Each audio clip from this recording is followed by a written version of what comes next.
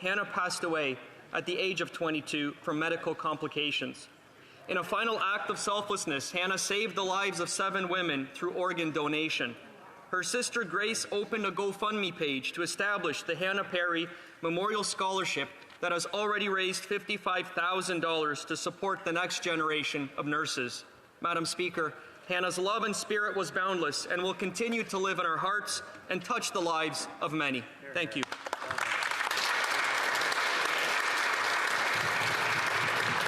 Oral questions, questions orales. The honourable for Northumberland, Peterborough South. Thank you, Madam Speaker. Well, breaking news. Last week, GDP per capita was worse than 2017. This week, it's worse than 2016. After 9 years as NDP Liberal government, Canadians are getting poorer. A recent study from the Fraser Institute found that Canadians are experiencing the worst decline in living standards in the last 40 years. Food banks are being overwhelmed. The cost of housing has doubled. Homeless encampments are now across our country. Canadians need a break. Will this Prime Minister stop his inflationary spending, stop his carbon tax, stop putting ideology before Canadians, and just for goodness sake, stop? The Honourable Parliamentary Secretary. The member today talks about the Fraser Institute. I've heard him and other Conservative MPs in the past talk about rebel media, citing from them, for example. They ought to expand their horizons and actually look at the list. Look at the IMF list on GDP per person or per capita, Madam Speaker. The reality is we actually lead. We in fact are ahead of Japan, Germany, France, and the United Kingdom. The reality also is that they want to cut pensions. Unemployment would be higher under them. It's an endless list, Madam Speaker. Remind members to please listen to the questions. They may not like the answer, but they should be listening to the questions.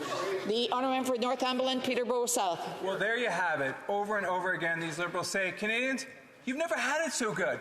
Well, the reality is far from the truth. We learned today that 0.7%, that's how much the GDP per capita declined in the first quarter. Things keep getting worse.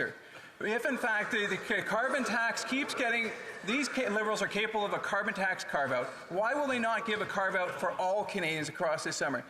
We know the carbon tax adds to the cost of living. They know it, we know it, Canadians know it. It's time for, on Monday, they'll have the opportunity to vote for a common-sense motion to save Canadians 35 cents per litre on gas. Will they vote in favour? Will they finally give Canadians a break? Parliamentary Secretary to the Minister of Housing, Infrastructure and Communities. The member opposite is obviously from Ontario, Madam Speaker. What he just made clear, what the Conservative Party always makes clear, is they want to ruin the rebate for their constituents. A quarterly payment that disproportionately and positively benefits lower-income Canadians and middle-income Canadians. He talks about, and he always does, GDP per capita. Again, I refer him to the IMF list. We are ahead of powerhouses like Japan, Germany, the UK, and France. It's a hard time, Madam Speaker. We have more to do, but we're going to approach this in a responsible way, not like the other party with our austerity agenda. Member for Northumberland, Peterborough South. As always, the Liberals give us half-truth. The reality is that Canada has the worst GDP per capita in the G7. Those are the numbers, and more than that, our constituents are feeling it. Your constituents are feeling it. The longer these Liberals are in government, the poorer Canadians get. Canadians desperately need a break. Will they agree to giving Canadians a fuel tax holiday, or better yet, call a carbon tax election? Yeah, let's go. The Honourable Parliamentary Secretary. Madam Speaker, I've been hearing the members opposite talk about road trips. I'd like to tell them about my last road trip when I was driving across Canada with my family. We had to cancel our camping plans because of wildfires. We had to reroute our road trip because of wildfires. We are taking action to make sure we're fighting climate change. The members opposite, they're letting the planet burn. The Honourable Member for Louis Saint Laurent. Madam Speaker, the CAA has conducted a survey of its members' vacations plans, and unfortunately the results are brutal. One Quebec paper said that inflation, gas prices, and mortgage renewals are weighing on Quebecers' vacation plans. This is exactly the three things we've been raising for Canadians every day, and that's exactly what this Liberal government washes its hands of. And all this while yesterday the government ridiculed families. When will the government finally understand its management has been poor? Madam Speaker, the member across the way knows full well that the government of Quebec is not included in the Canadian price on pollution, the backstop, because Quebec has its own carbon market. The member also knows that what he's proposing is to save a cent or two per liter of gas in Quebec, but to save the money that they are saying, they'd have to go back and forth to Mexico all summer to have these savings. So, member for Louis Saint Laurent, I repeat, Madam Speaker, inflation, taxes, mortgage rates. For 9 years, this government has not controlled spending at all, or its inflationary budgets or deficits. They're feeding inflation and directly boost mortgage rates. As for taxes, we know that they've invented new taxes, and even worse, their bloc allies want to hike the carbon tax, and they've punished people. Will these people finally understand one day that Quebecers are fed up of paying tax and having extra tax?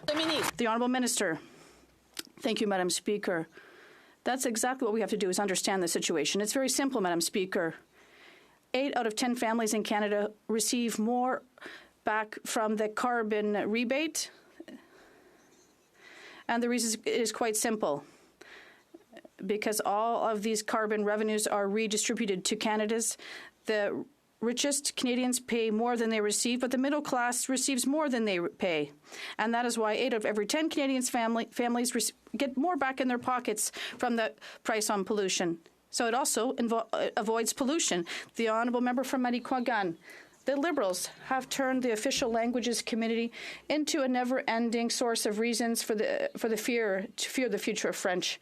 After the member for Saint Laurent, who claims that Bill 96 prevents Anglos from being treated, and after the member for Glengarry Prescott Russell insults researchers concerned about the decline of French. Yesterday, the Liberal from Alfred Pallon said that Quebec must become bilingual to become strong, and not just a unilingual francophone province. And according to him, French reduces us. So once again, is this the Liberal position? If not, will they call their MP to order?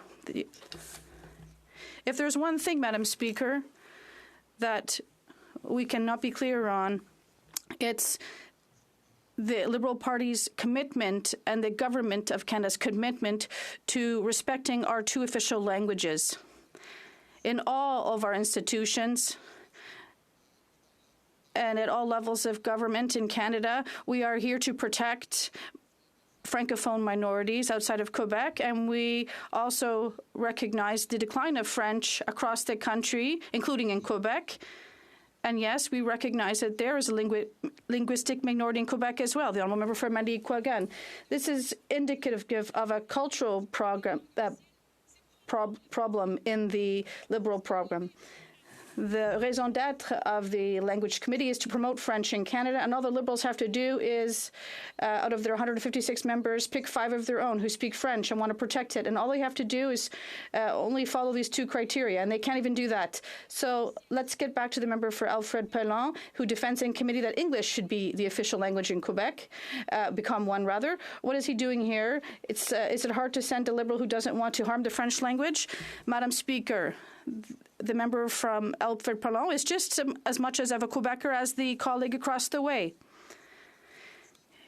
There are 35 members from the government from Quebec, and we want to protect French in Quebec, and the official languages and minorities across the country is what we want to protect. And the Bloc is here to do one thing: turn Quebecers against each other, create quarrels, and divide people. We're not here for that. And we are in favor of linguistic unity, Madam Speaker. Burnaby. 1/3 of people enrolled in the NDP's dental care program are in Quebec. The need is there, and the NDP has delivered. But the Conservatives in the Bloc don't want dental care for seniors, children, or people living with disabilities. The Conservatives are spreading misinformation and don't care about the impact this could have on people's health and pocketbooks. We can't let them do this. Will the government counter the Conservatives' misinformation and ensure that dental care is available to everyone who needs it. The Honourable Member or Minister of Public Services and Procurement. Thank you, Madam Speaker. Surprising news from the Conservative leader. Last week at Radio Canada in Quebec, he said that the Canadian dental care system doesn't exist. He said this live on the radio in Quebec. The dental care system didn't exist. Yeah, we're talking about misinformation. We need more. Well, he's totally disconnected in saying that we don't have a system, even though there's thousands that are signed up for it, and others are as well. The NDP forced the government to do it, and now we want to make sure that all Canadians get it.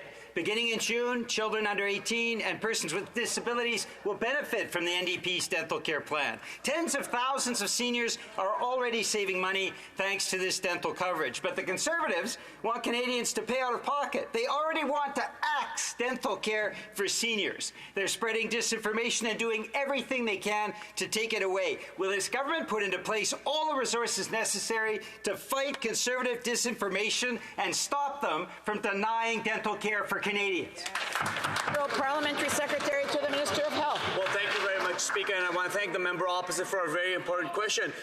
The Conservatives are in denial. They will continue to deny that somehow dental care does not exist because they really don't care about Canadians. They don't care about the seniors, hundreds of thousands of seniors who already have access to dental care, because what Conservatives will do is they will cut this really important and essential program that is already looking after our seniors. We will continue to defend the dental care program and grow it so that all Canadians who are eligible can get access to good oral health care. The honourable member for Sturgeon River Parkland. Well, Madam Speaker, after 9 years, it's clear that Canadian families, that this NDP Liberal government is not worth the cost. Canadians are struggling to make ends meet. Rent and mortgages have doubled, and groceries have doubled. And now the summer family road trip that so many look forward to is coming out of reach. In fact, families from my riding who look forward to going to Jasper every summer are having to cancel this trip because of this NDP Liberals carbon tax. That's why Conservatives are calling on this NDP Liberal government to give Canadians a break this summer. By axing the carbon tax and all other fuel taxes, it will save Alberta families and all Canadian families hundreds of dollars. Why won't this NDP Liberal government give Canadians a break? Hear, hear. The Honourable Parliamentary Secretary to the Minister of Environment and Climate Change. Madam Speaker, let me talk more about that road trip. As I traveled through the mountains, Rockies, I couldn't see them. You know why? Because of the thick smoke coming from wildfires. Could only see about 2 cars ahead of me. We're fighting to save the family road trip, to make sure that Canadians get to experience this beautiful country. What are the Conservatives doing? They're letting the planet burn. The honourable member Sturgeon River Parkland. Well, Madam Speaker, yesterday the Liberal Health Minister and that Liberal over there showed Canadians just how out of touch these Liberals are with the lives of everyday Canadians. Apparently, any family vacation that isn't using a bicycle needs to be cancelled because it's destroying the planet. Conservatives are calling on this NDP Liberal government to axe their carbon tax this summer to give Canadians a break so they can enjoy a summer vacation. Unlike these out-of-touch Liberals, Conservatives want our children to explore our great country. Why are these Liberals telling them to stay at home instead and just look at their phones? The Honourable Government House Leader. What happened yesterday in this House is that the Health Minister exposed the Conservatives. The Conservatives had offered up what they called hundreds and hundreds of dollars in savings. But the Health Minister was describing what you would have to do to access these savings that the Conservatives were claiming. 38,000 kilometers in an automobile locked up with your children non-stop would be the requirement in order to derive the savings the Conservatives were claiming. They should be ashamed of themselves. It's misinformation, Madam Speaker. You know, we weren't doing too bad. I just want to remind members to please keep their thoughts to themselves until they're being recognized by the Speaker. The Honourable Member for Saskatoon-Grasswood. Okay. Thank you, Madam Speaker. After 9 years, this NDP Liberal Prime Minister is not worth the cost. Instead of offering tax release, this government increased the carbon tax by another 23%. Conservatives are asking this Prime Minister to immediately axe gas taxes.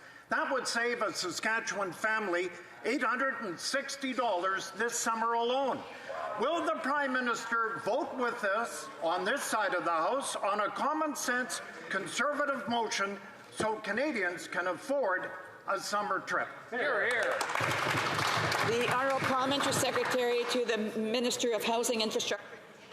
Like some others, Madam Speaker, their math is off. The reality is that Canadians benefit. 8 out of 10 Canadians end up better off as a result of the rebate, where it applies in the various provinces, Madam Speaker. He talks about taxes, though. Funny, I heard an interview where the Leader of the Opposition told a journalist from the National Post that bakers bake bread and Conservatives cut taxes. It's not exactly true. This government has voted, has put in place measures to cut taxes for the middle class, to cut taxes for small businesses. They voted against that every single time.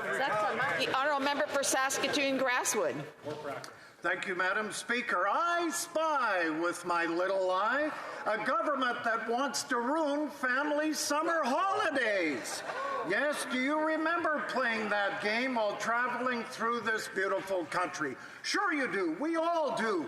But yet yesterday, the Liberal Health Minister describes this family road trip as a punishment. But for all average Canadians, it's quality time. Will this Prime Minister show some compassion and vote for us on Monday so Canadians can afford a summer road trip? The Honourable Government House Leader. Madam Speaker, the Conservatives stood in this House and promised Canadians sunshine and flowers and hundreds of dollars in savings. If only the Liberals would agree to their crazy proposal. What we found out is that you'd have to drive back and forth to Mexico several times in order to save the money that they claimed. What happens, when, Madam Speaker, when you do that is families are locked in cars and they can't stop and all of that.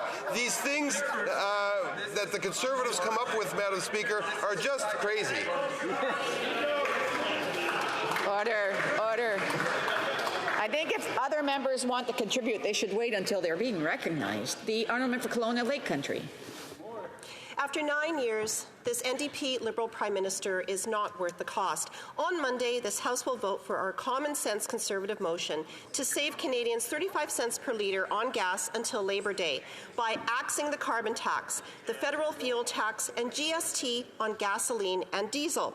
Families really need a break. This tax holiday will save the typical Canadian family $670 this summer. So will the Prime Minister vote with us so Canadians can afford a simple summer road trip, or will he keep Canadians home this summer? Great question. The Honourable Minister. Madam Speaker, you know, on the other side of the benches, they just don't do the math. Since this government has come into power, Madam Speaker, things like the CCB, the Canada Child Benefit, have lifted over 450,000 children out of poverty so that they can have gymnastic classes, so they can go on that summer road trip. Madam Speaker, also $10 a day childcare. We're saving families thousands of dollars. Rather than 35 cents on the dollar, why don't they invest in families? The Honourable Member for Kelowna Lake Country. These Liberals are becoming more unhinged and out of touch. And there's the perfect example of the Liberals' socialist agenda, where they tax people to oblivion, and then they look at what they can give back a little bit that is actually your own money. Now, Canadians can't even afford to feed themselves. They can't afford to visit loved ones. They can't afford to save for their future, certainly. Taxes keep going up, and the carbon tax just went up 23%. Give people a break. Give people a tax break. Will the Liberals vote for our common sense bill to give families a tax break and axe all federal fuel taxes this summer, or will they just keep Canadians at home? Honourable Government House Leader. Madam Speaker, let me remind that member of her record. In the last election, she went around Kelowna Lake Country telling everyone, you know what we're going to do? We're going to put a price on pollution. Now she's coming here and flip-flopping, saying, oh, I must have been mistaken, Madam Speaker. I must have been mistaken. I really didn't do that. It's really selective amnesia on our part. That member has also voted against every single tax relief measure that this government has put forward in this House that favors the middle class and asks a little more of those able to pay. That is... The Honourable Member for Repentigny. The Climate Change Adaptation Expert Group, created by Quebec, tabled a disturbing report on Tuesday. The experts expect warming to reach 4.5 degrees in Montreal and 7.6 degrees in the north, 5 times higher than the target set in the Paris Agreement. Meanwhile, also on Tuesday, the Liberals and the NDP voted for $30 billion in tax breaks for oil companies, another $30 billion to greenwash this increase in dirty oil. Why not redirect or find solutions to climate change adaptation or redirect these sums? Secretary to the Minister of Environment and Climate Change. Madam Speaker, I think it's really important to take this moment to speak about the report we tabled with the IPCC to show that our current emissions are the lowest in 30 years. In 30 years. Stripping out COVID. It shows that what we're doing now to fight emissions by putting a ceiling on emissions here in Canada, and it's working. The Honourable Member for Repentigny. While the Liberals and the NDP are giving handouts to oil companies in the West, the forest fires have already begun. In Montérégie, there was a tornado on Monday, and on Wednesday, Metro Media predicted a hot, dry summer with a high risk of drought, violent storms, and forest fires. Now is the time to invest massively to mitigate the impact of natural disasters. Every dollar invested now will save 15 later, according to Quebec experts. So why not, once again, redirect the handouts to oil companies to climate change adaptation? The Honourable Government House Leader. Madam Speaker, the member was talking about catastrophes. I know what she's talking about. Here in Gatineau, we've seen recent floods in recent years, and we are the first and only government to have tabled a credible plan to fight climate change and greenhouse gas emissions. She should also address the members across the way that clearly deny climate change. I don't know why she's not doing this, or they deny any investments or measures to tackle climate change. For New Westminster Southwest. Madam Speaker, the best time to buy a home or rent an apartment in this country was 9 long years ago, before the NDP Liberal government coalition broke our country. Their policies have doubled rent, doubled mortgage payments, and doubled down payments. It's a housing nightmare for young Canadians. For families like the Hamiltons in St. John, it means paying $1,500 each month to live in a leaky, moldy apartment because they have nowhere else to go. Will the Prime Minister stop funding photo ops and bureaucracy and instead start getting homes built in this country to help Canadians that desperately need help? The Honourable Parliamentary Secretary to the Minister of Housing, Infrastructure and Communities. The colleague should check the record, Madam Speaker. Under Stephen Harper, housing costs doubled, in fact. When he talks about, for example, things like bureaucracy, they use the term gatekeepers in the pejorative every time they get. What they're actually talking about is not working with partners, not working with provinces, and in particular municipalities. We know that working with municipalities, with mayors, with councillors, with public servants at the local level is fundamental because that's where zoning decisions are made. The Housing Accelerator Fund is leading to zoning changes. We're going to get more homes built through that way and many others. The Honourable for New Brunswick Southwest. That's not good enough. Homes are not being built fast enough to help Canadians. Mr. Corey Hamilton is a husband and a father of 4. He is worried. He believes his 6-year-old son has been sick because of the family's living conditions. But the Hamiltons, like many other Canadians across this country, have no decent options because of Canada's housing crisis caused by this Prime Minister's wacko ideology that makes everything more expensive. After 9 years, the Prime Minister is not worth the cost. What does the Prime Minister have to say to the Hamilton family and other desperate Canadians across this country? Let's hear it. The Honourable Leader of the Government in the House. Well, the first thing I would say is that they're very well represented by the member from St. John. The second thing I would say is they should talk to this member of Parliament and tell him to stop advocating for a cut to zero and regional development agencies and a COA in this country. And the third thing I would say is that every single housing measure put in place and proposed by this government, that member has voted against. If you're the Hamiltons, you want him gone, Madam Speaker. The honourable member, order. The honourable member of New Brunswick Southwest had an opportunity to ask his questions, and he should take the opportunity to listen. Order.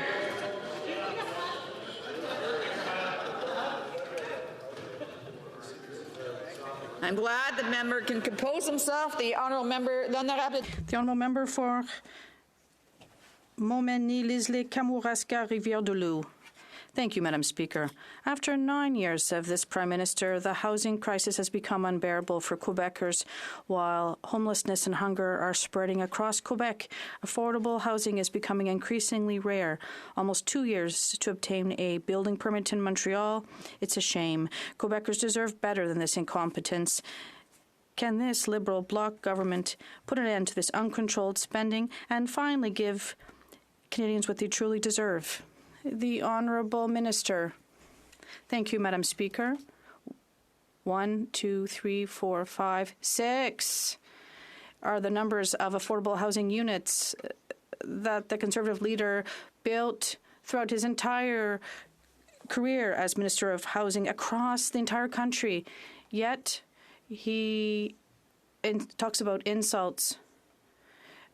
He insults the Quebec municipalities, saying they're incompetent, yet they're building 8,000 affordable housing units. Who's incompetent? Or the 8,000 units or the 6 from the Conservative leader? The honourable member from Montmagny, Lisle, Kamouraska, Rivière-du-Loup. Madam Speaker, 9 years of this Prime Minister means 9 years of misery for Quebecers. They have no affordable housing and now find themselves in motels or in the streets. The Bloc claims to defend Quebec's interests, but turns their backs on them and votes for every measure that could alleviate their suffering. They voted against the Conservatives' common sense affordable housing bill, but for $500 billion in centralizing inflationary appropriations.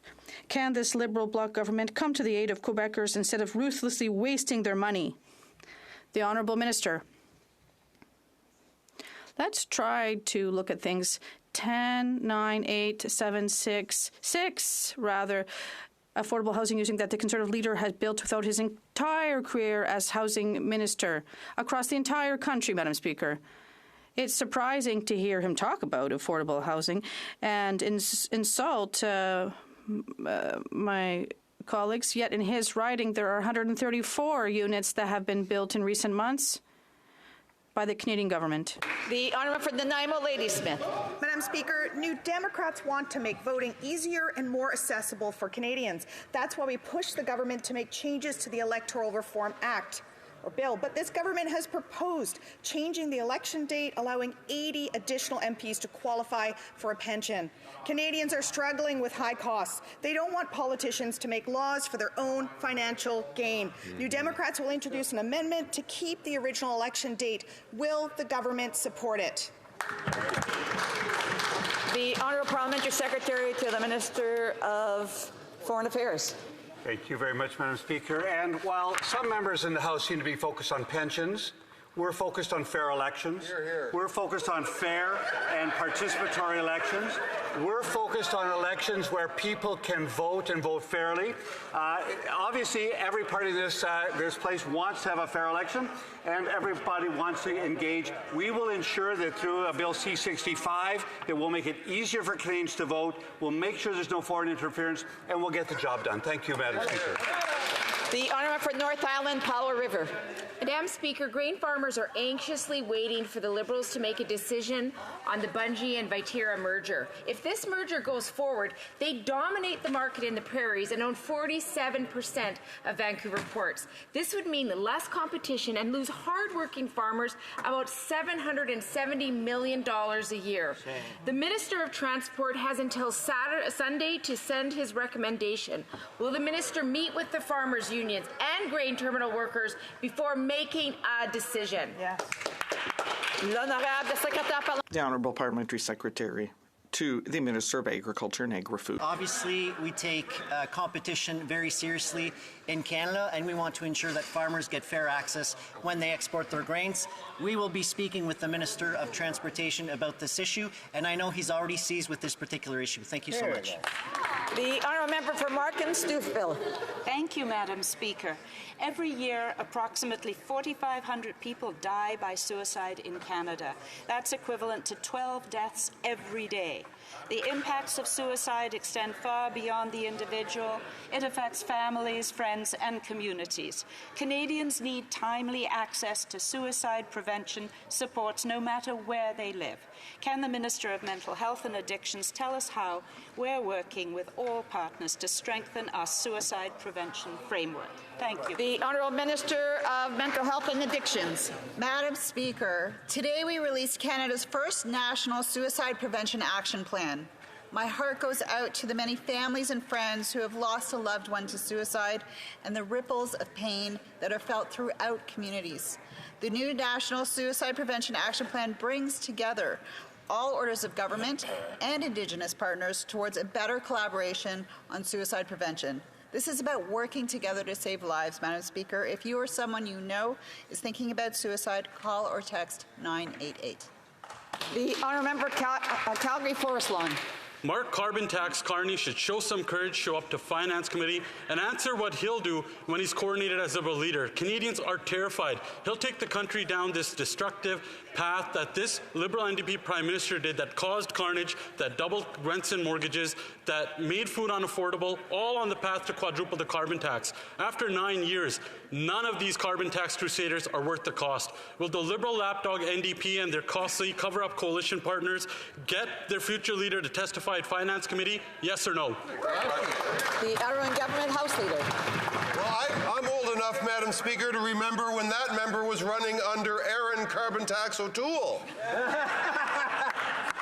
The fact is that the Finance Committee has a lot of work to do in passing a budget that ensures fairness for every generation. Major investments in housing, major investments in making sure that Canadians, especially young Canadians, can get ahead in life. These games that the Conservatives play, they got to get off it. Obviously, math is not a criteria to be the finance critic over there. Here's what we suggest he do. Get to work on passing that budget. Honourable member for Calgary Forest Lawn. Well, Liberal math says that budgets balance themselves, and that minister should want and give courage to Carbon Tax Carney to show up. He'll be his leader soon enough after all. And Canadians are terrified to know what path Carbon Tax Carney is going to take the country down once he becomes Liberal leader. And they need to know if he's going to continue down the same extremist, woke, wacko, policy, ideologically driven path as this current Liberal NDP Prime Minister. So will this costly coalition step up, give Carney some courage, and get him to testify at the Finance Committee? Yes or no? The Honourable Leader of the Government House Leader. Madam Speaker. The honourable member for Edmonton-Wetaskiwin. Madam Speaker, I'm not sure what words we're still allowed to use in here, but I think it's okay and fair to say that this is the most incompetent, reckless government in Canada's history, consistently undertaking radical experiments with objectively terrible results. An RBC report today says that, quote, a slow bleed over the last 2 years has left per capita output back at 2016 levels. Canada's per-person income has been falling for 2 years now. When will this NDP Liberal government recognize that the more it borrows and spends, the worse it makes things for Canadians? Bravo. Honourable Parliamentary Secretary, the Minister of Housing, Infrastructure and Communities. The Conservatives again use GDP per capita or per person. That's what he's talking about as a measure of critique, which they can do. It is one measure, not a particularly useful one, as most economists will tell you. But let's look at that. Again, on that particular list compiled by the IMF and other organizations, the country leads Japan, the UK, Germany, and France. We have a AAA credit rating reaffirmed by Moody's, the lowest debt and deficit in the G7, and we're going to lead the G7 in economic growth going forward in the future, Madam Speaker. Honourable member for Edmonton-Wetaskiwin. Well, Madam Speaker, let's take a look at some Liberal history if we can. Let's take a look at the Trudeau legacy, okay? The Trudeau legacy, 14 deficits in 15 years in the 70s and 80s. A Liberal government that has not run a single balanced budget yet, so that's 24 deficits in 25 years. That's the Trudeau legacy. It led to economic devastation back then. It's leading to economic devastation right now. How can anybody in the NDP or Liberal caucuses support this economic disaster unfolding? The Honourable Parliamentary Secretary. Groundbreaking legislation to deal with the crisis that is climate change, Madam Speaker. The first government that has acted meaningfully on the issue of reconciliation, lifting 2.3 million people out of poverty, hundreds of thousands of kids out of poverty, and we're going to continue that record. You know what, on particular, Madam Speaker, which we don't talk enough about as a country? Pensions. They want to join Danielle Smith to deplete the Canadian pension plan by 53%, Madam Speaker. We will not let that happen. The Honourable Member for Terrebonne. The Liberals promised that the HoC Commission would have access to all information on foreign interference, but the Justice is saying that the Liberals are holding back information. The Prime Minister's office has sent her redacted information. And worse yet, yesterday, the Prime Minister said that the Justice had enough information, but that is not up to him to decide. It's up to her to decide when she has enough information. So will the Prime Minister stop sabotaging this foreign interference inquiry? The Honourable Parliamentary Secretary to the Minister of Foreign Affairs. Thank you, Madam Speaker. Commission, let me be very clear, has broad access to classified and unclassified documents as agreed to by all the parties.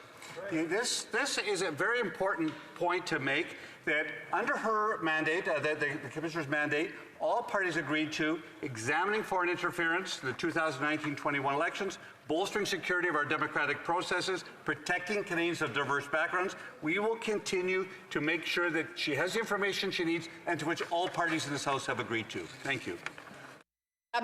The Honourable Member for Les Patriotes Verchères. The Liberals promised Justice HoC access to all of the information, but so the Prime Minister needs to keep his promise.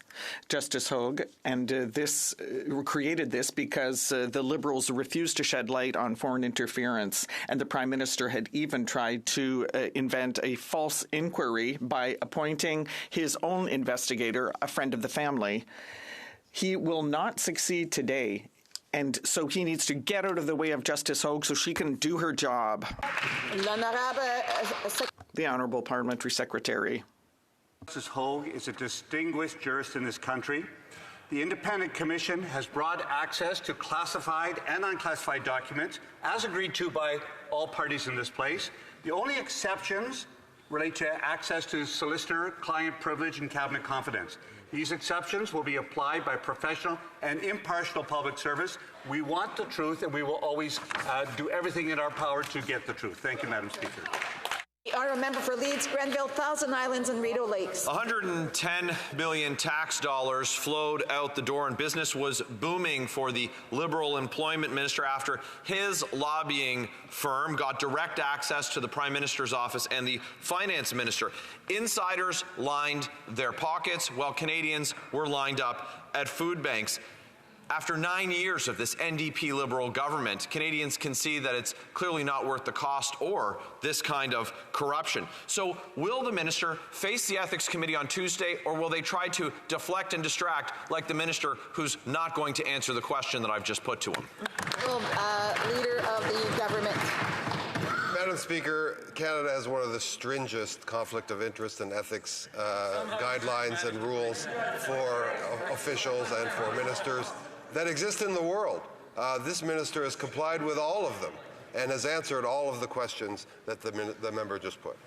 Armour for Leeds, Grenville, Thousand Islands and Rideau Lakes. It's always great to hear the front bench over there talk about the ethics rules in this country when he sits next to a Prime Minister who's broken our laws, ethics laws, twice. The public safety minister broke those laws. The trade minister broke those laws. It's a cabinet of serial lawbreakers, and now we have the minister from Edmonton who lined his firms' pockets when they got direct access to the Prime Minister's office and the Finance Minister's office. We know that the Minister doesn't want to answer the question, and we know that they're going to try and get him out of his appearance on Tuesday.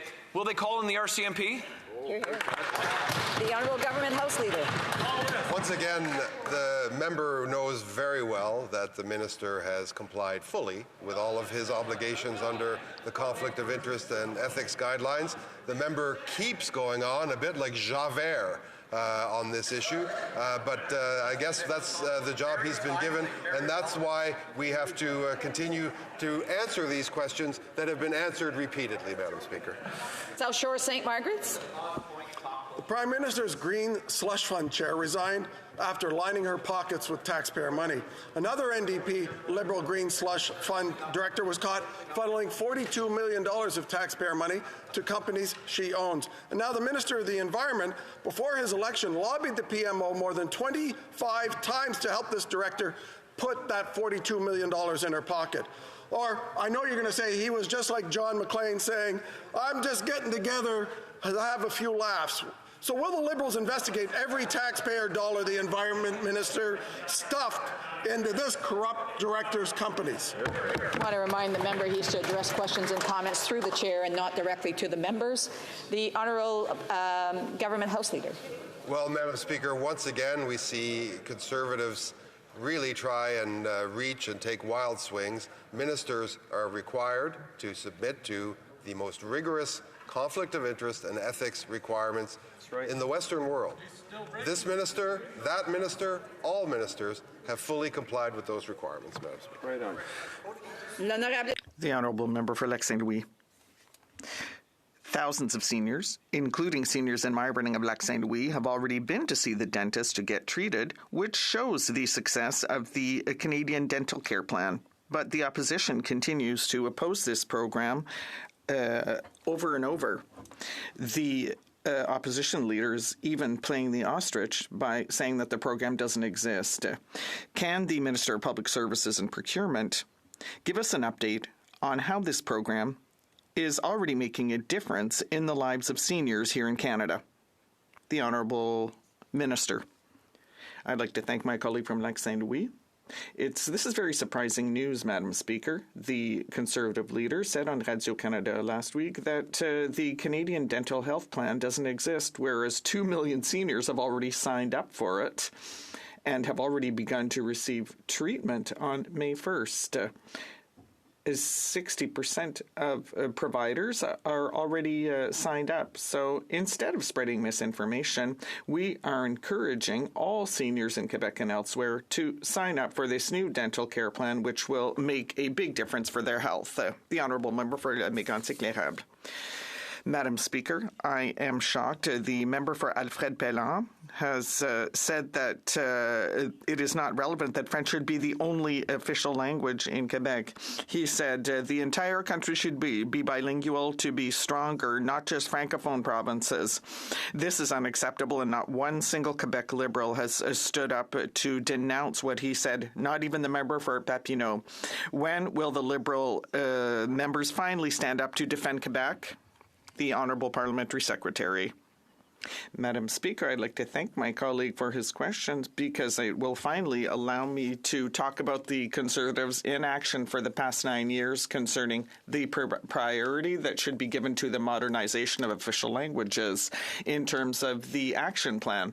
Madam Speaker, I would just like to remind this House that we have doubled the investment in the Official Languages Action Plan, and we're going to be there for French-speaking peoples and for minority languages in Canada and Quebec. The Honourable Member asked his question. I would have liked to have him listen to it, to the answer, instead of engaging in conversation and heckling. Prince George. After 9 years of this NDP Liberal government, 6 British Columbians die every day from overdose. Deaths in BC are up 380%. Overdose is the leading cause of death for children aged 10 to 18 in BC. Despite this, the Minister of Mental Health and Addictions claimed BC's radical drug experiment was a success. Really? She's even refused to rule out expanding the deadly program to Toronto and Montreal. Will the Prime Minister commit today to keeping the rest of Canada safe from his failed drug policies? Minister of Mental Health and Addictions. Madam Speaker, it never ceases to amaze me how much misinformation members on the other side can present onto this floor and to Canadians. Madam Speaker, BC requested a pilot program. The pilot program continues, and we continue to work with them in order to save lives. I've also been unequivocally clear, having worked with the Premier and with Toronto Public Health, to reject their proposal. We don't work in hypotheticals on this side of the House, Madam Speaker. We work with evidence, experts, and the best comprehensive measures that we can take to save lives in this overdose crisis. Shame on them. The honour for Lanark, Frontenac, Kingston. Thank you, Madam Speaker. Madam Speaker, with respect to the dairy barn at the Joyceville Correctional Institution, which is scheduled to open in July, number one, what was the original budgeted cost? Number two, what is the actual cost? Number three, has dairy quota been made available by Dairy Farmers of Ontario? And if so, what are the contract details and how much will that cost? And finally, will any of the milk that is produced be entered into the general supply for public consumption? Thank you, Madam Speaker. Honourable Parliamentary Secretary to the Minister of Foreign Affairs. I want to thank the member for his ongoing interest in corrections and in the well-being of prisoners who are incarcerated. That's a complex question. We'll take note of that, and we'll make sure we get back to him with the details. It's almost an order paper question style. What I would say is that Corrections Service Canada is committed to making sure that inmates leave our correctional facilities better than they came in. So we provide vocational training whenever we can and wherever we can to ensure that they truly are rehabilitated and can make contributions to society in the future. Thank you, Madam Speaker. The Honourable Member for Ottawa-Vanier. Businesses that make up our main streets are the lifeblood of our communities. Au fil des années, Over the years, and especially during the pandemic, Main Street businesses experienced considerable difficulties. I know that the minister responsible for the Southern Ontarian Development Agency put in place a program that will help Main Street businesses to grow and prosper. opposite may not see the value in supporting our small businesses, but on this side of the House, we know just how important they are to our regional economies. Can the minister share in this House how important this program is? The Honourable Minister. I would like to thank the member for Ottawa-Vanier, member from Ottawa-Vanier, for her important question. The My Main Street program is extremely important for small business and for our communities. Delivered through the Canadian Urban Institute is going to deliver $15 million to small businesses on main streets and the organizations that support them.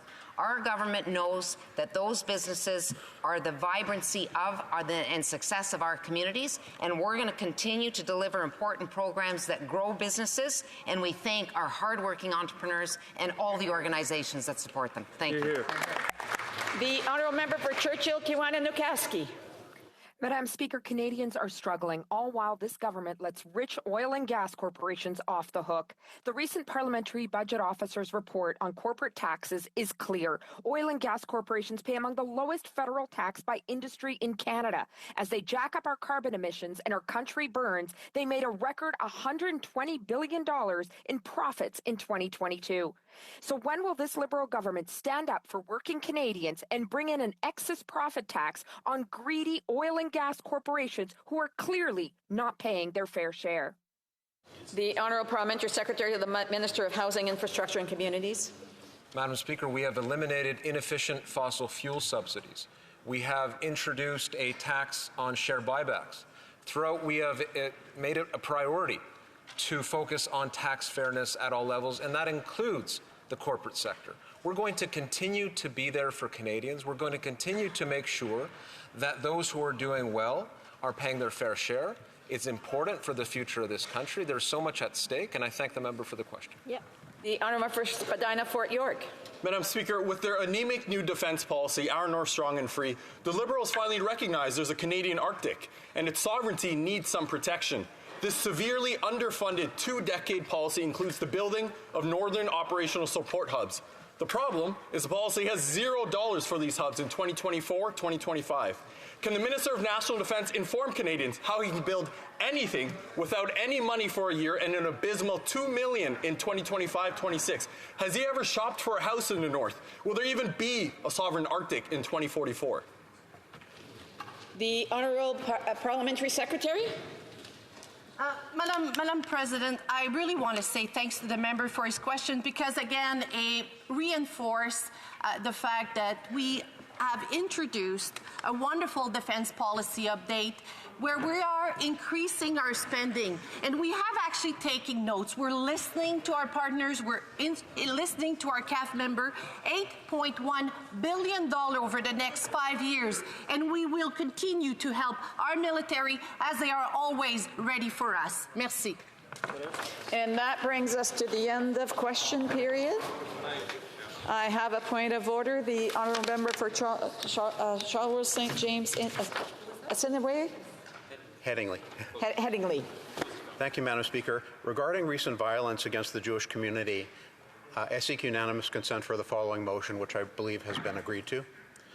I move that the House condemn the recent violent attacks on Jewish schools in Montreal and Toronto and a firebombing on a synagogue in Vancouver, and stand firm with the Jewish people to ensure Canada remains a place where Jews are free to live, worship, and pray in peace and security, and calls on the government to do more to stop anti-Semitic violence everywhere in Canada. Thank you, Madam Speaker. All those opposed to the honourable members moving the motion will please say nay. D'accord. The House has heard the terms of the motion. All those opposed to the motion will please say nay. Carried. Tabling of documents. The Honourable Parliamentary Secretary, the Government House Leader. Yes, thank you, Madam Speaker. Pursuant to Standing Order 36.8a, I have the honour to table in both official languages the government's responses to 9 petitions. These returns will be tabled in an electronic format, Madam Speaker. Introduction of government bills. Déclaration de ministre. Rapport de délégation interparlementaire. Presenting reports from committee. The Honourable Member for Edmonton West. Thank you, Madam Speaker. I have the honour to present in both official languages the following report from the Standing Committee on Government Operations and Estimates, also known as the Mighty OGO, the 19th report entitled Main Estimates 2024-2025. Thank you, Madam Speaker. Presenting reports from committees. The Honourable Member for New Brunswick Southwest. Oui, merci beaucoup. Madame la Présidente, Madam Speaker, I have the honour to present in both official languages the 2 following reports of the Standing Committee on Public Accounts. COVID-19 vaccines and the 41st report entitled Rehabilitation of Parliament Centre Block. I will note briefly, just to commend this committee's work, the Public Accounts Committee of Canada, the Parliament of Canada, was the first committee anywhere to review the COVID-19 vaccine documents. We did this through collaboration and good work from all committee members, and I just want to recognize the unanimous work that happened on the committee as we reviewed these documents. Pursuant to Standing Order 109, the committee requests that the government tables a comprehensive response to each of these 2 reports. Merci beaucoup. Presenting reports from committee. The Honourable for Vancouver Centre. Thank you, Madam Speaker. Monsieur le Président, j'ai l'honneur de... Madam Speaker, I have the honour to present in both official languages the 10th report of the Standing Committee on Canadian Heritage, entitled Main Estimates 2024-2025. All right. Okay. Presenting reports from committees, the Honourable Member from Foothills.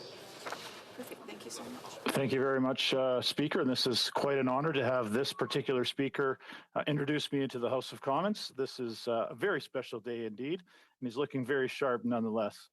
Mr. Speaker, I have the honor to present to you in both official languages the 19th report of the Standing Committee on Agriculture and Agri-Food, entitled Main Estimates 24-25. Thank you very much. Introduction of private members' bills. I'll say first reading on public bills because no one's done. All right.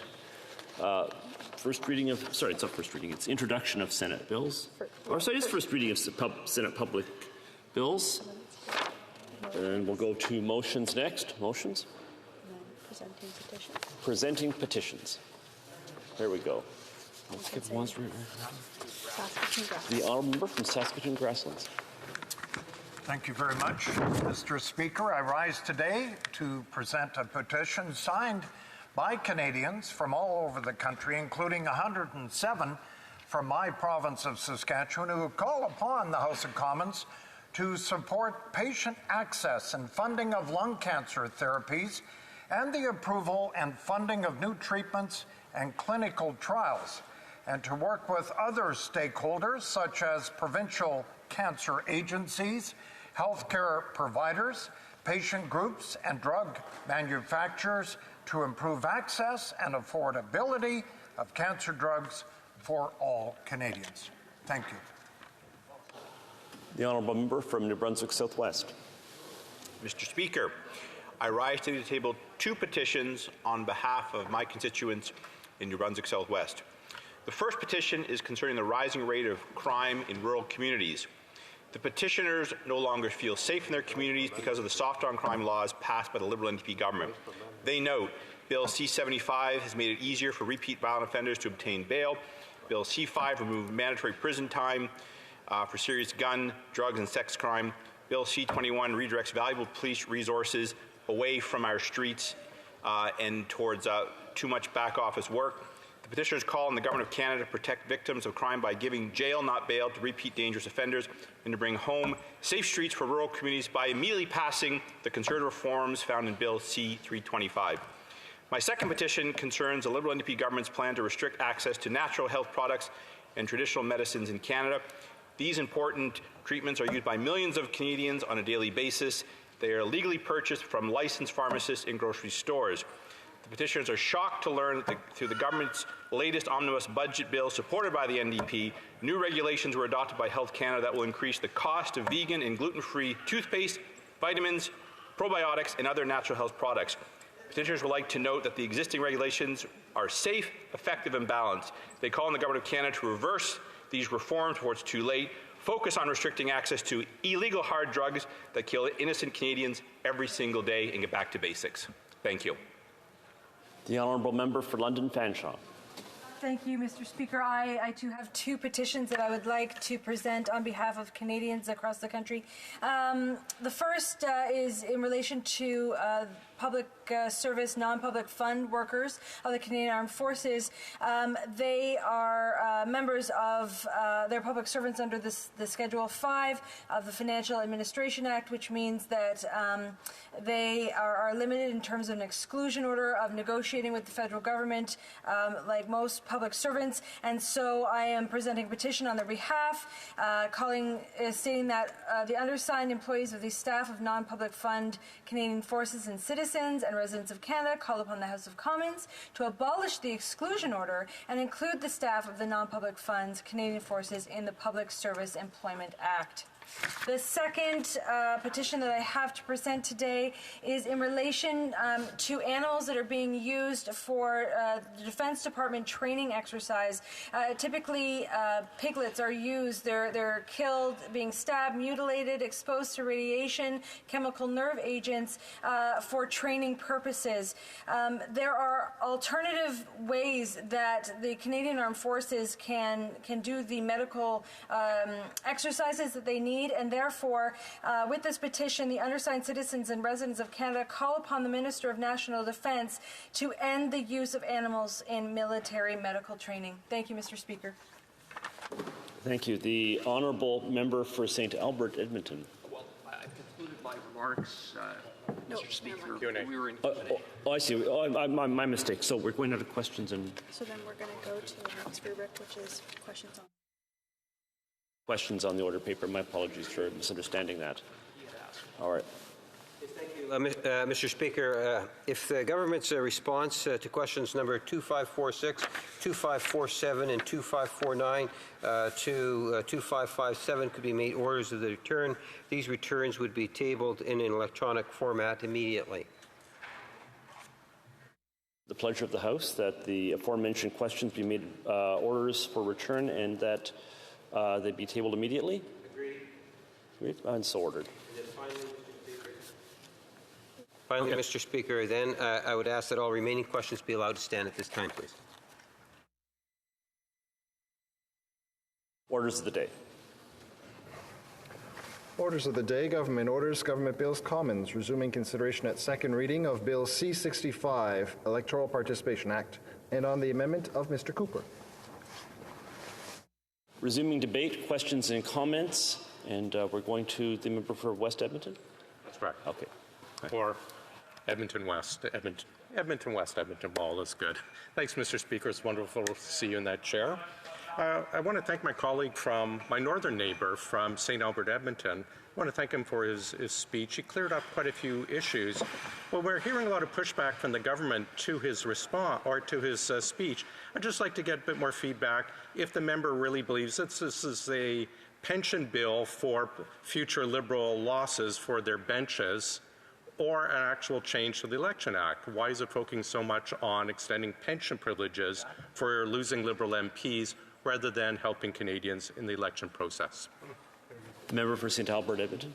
Well, thank you very much. I want to thank my friend from Edmonton West. And as I said, the bill ought to be called the Loser Liberal Pension Protection Act. And if it has nothing to do with pensions, then frankly, the government should get on with what Canadians want so badly, and that is for them to call a carbon tax election so that Canadians can once and for all rid themselves of arguably the most rotten and corrupt government in Canadian history. All right. Questions and comments? So that's the honourable member for Bruce Gray. Member for Bruce Gray, Owen Sound. Thank you, Mr. Speaker. I actually wanted to follow up a little bit more on that because maybe it's a potential. I know we've heard an amendment from the NDP to potentially move the election date back to the normal date. Maybe another amendment would be just to move it a full month or month and a half further into the future, or maybe even to next week. What does my colleague think about that? Now, member for St. Albert. Well, Mr. Speaker, I think what Canadians would like is if the Prime Minister this afternoon went down to Rideau Hall and called a carbon tax election. That's what Canadians would like, but it won't happen because he knows, and the member for Winnipeg North knows, they'd be decimated. Heard the Honourable Parliamentary Secretary to the House Leader. Thank you, Mr. Speaker. You know, it's interesting. All the Conservatives want is to say, axe to tax, call an election. That's all they ever say inside the House of Commons. They don't necessarily realize that there is still another year plus in terms of the mandate that was provided. And here we're talking about changes to the election that will enable more Canadians to potentially participate, such as increasing the number of advance voting days. Does the member support the recommendation to increase the number of advance voting days?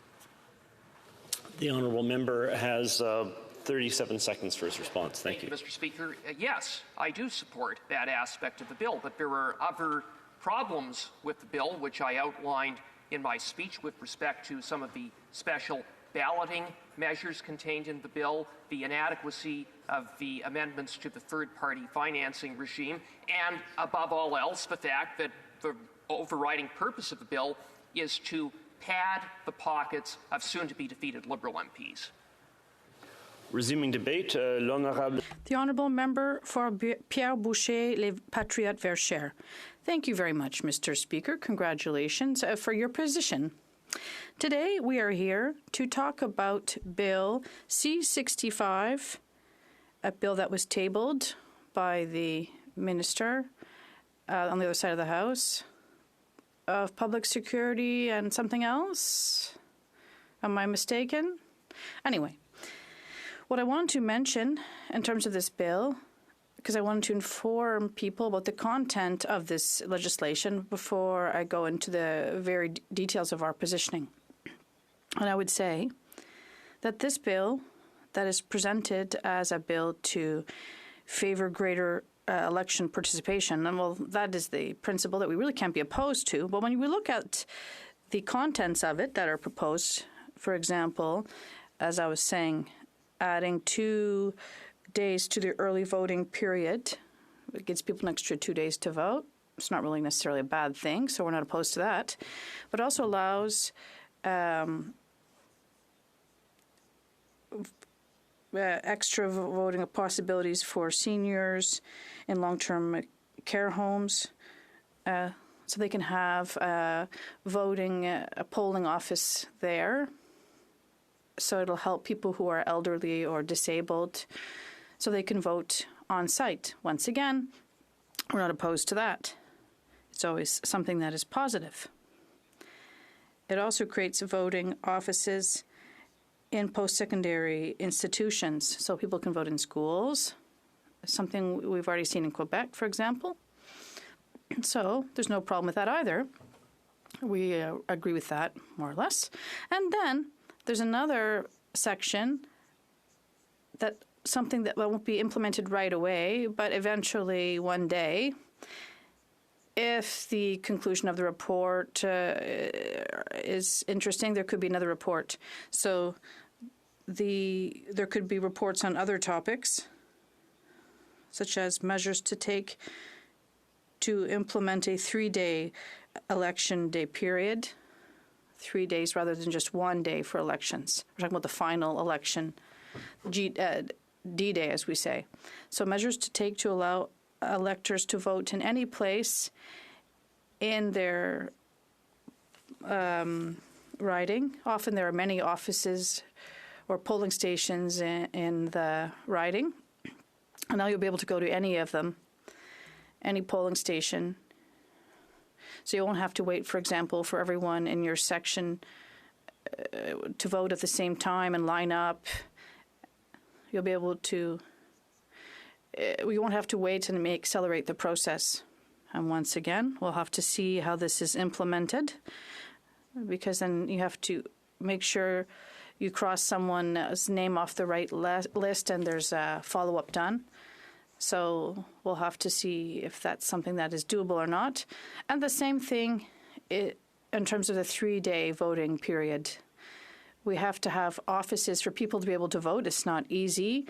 I've had discussions with voting officers, and we also have to have physical locations available, because many people in the riding, well, there are many polling stations, and then you divide people up depending on where they may or potentially vote. We have to find rooms for these people not too far from their residences.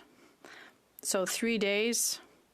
Is this a positive change? Or, well, if it's doable, maybe not, maybe, but it'll be up to the director to see if this is possible. If we close school for 3 days, it could be trickier for schools. If there are events planned for those locations, they have to reserve these rooms, and it may create logistical difficulties. Also, for example, there's possibilities for electors to vote in any office in their riding. I'm going to go to vote another office in my riding. That's not my normal office. If you go to the community center next to you, I may go to the school in the town next to me because there's a voting station there, or I may be able to go to a church. So allow people to go from one voting station to another to vote. Once again, it's the same type of issue that could happen, that when you go to the voting station, you have to make sure that people can't vote at 3 or 4 different offices. There needs to be a follow-up done, and the director has to tell us if this is manageable or not. We're ready to explore this option and see how it could be implemented. These aren't necessarily bad proposals. There could be positive effects if we find a way to implement them. The only component that may be tricky, it adds additional difficulty, is the 3-day election period. In addition to adding 2 extra advance polling days, it's in terms of students and and seniors. Often there are people who work full-time and they don't necessarily have time during an election period to vote. But if we ask the same election workers to also have to be off for even more time, we need even more people to cover the time period during an election. And there may be hard time getting enough trained people and having enough people and staff to work. So there are potential issues there because we've already stated this. Often it's hard. They have a hard time finding people during an election. So there's another component for a process to establish whether a political party has the objective to promote anyone to a group that is identifiable. People shouldn't be conducting hateful politics in an identified group, so the returning officer has to look at that issue as well. So all of these components, as I said, are relatively interesting and positive. I'm wondering, for example, if we've thought about the practical implementation of these elements. So the last few things I was talking about, if they're not implemented right away, it could happen later. So then we have time to think about things more. But I do think we have to think of the practical aspects before we recommend something. We know with our election system, it's really important for people to have trust in our system. They generally do. We don't want to break this confidence or the integrity of our election process. It's something that is very special, as is the public's trust in our system, so we have to do things properly. For example, there's another component in this bill that the Liberals aren't talking about, and we haven't really talked about it much. This piece in the bill, every time the Liberal table legislation, I always wonder, why are they tabling such legislation? Is there a partisan interest? So here we can wonder. And there is something in this bill to delay the election by 1 week from October 20th to October 25th, 2025. So why move the election ahead 1 week? The official reason that was indicated is to accommodate Indian communities for the Diwali celebrations, the Festival of Lights. That is the reason they provided. Well, when we look at the reasons that may be used as a pretext for such an postponement, well, is it a holiday? We'd understand, but no, we're going to move the election for a religious holiday. I think this is somewhat strange because we're supposed to be a secular state, and in a secular country, by definition, we're not supposed to give in to the desires of each religion. If it's Mardi Gras, the festival of a certain saint, we shouldn't.